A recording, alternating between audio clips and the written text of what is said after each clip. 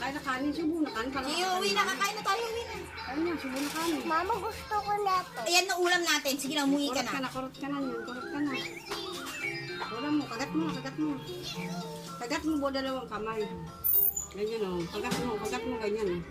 Ganyan, hawakan mo.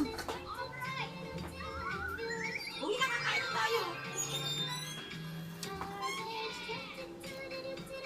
Nanakain ang pamangkin ko. Sarap luto, tita. Ay, Diyos ko.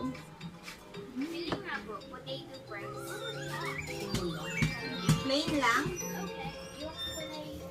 Nasaan na kayo? Wala na orange. Plain na lang to. Wala. Tapos na. Bakit yung binibili? Ano ako bumibili niya ako dito, ganyan. Kanin. Sarap ng cheese. Yan, kanin. Tapos ulam.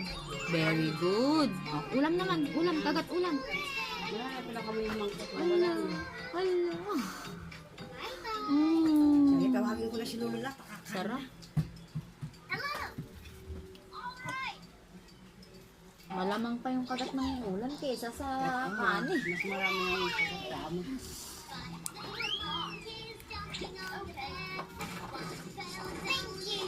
Bago lang magluto talaga ng ganun. Bango ko ma. Pwede na rin ako ulamin. Para ako nakaginawa ko na din ko si mobile rin. Pinapagbantay ko si Mati dito. Thank you. Asan si Lolo?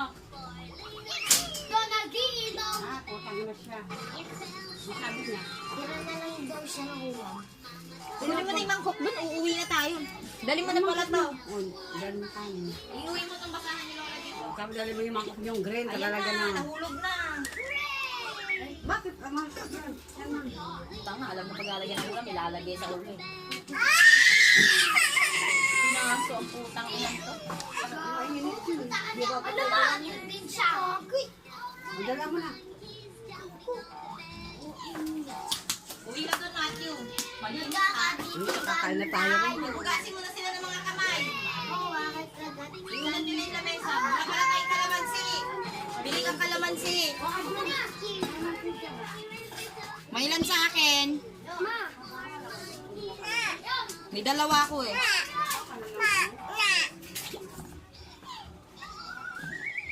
Ako na po bibili. Apat. Mama, apat.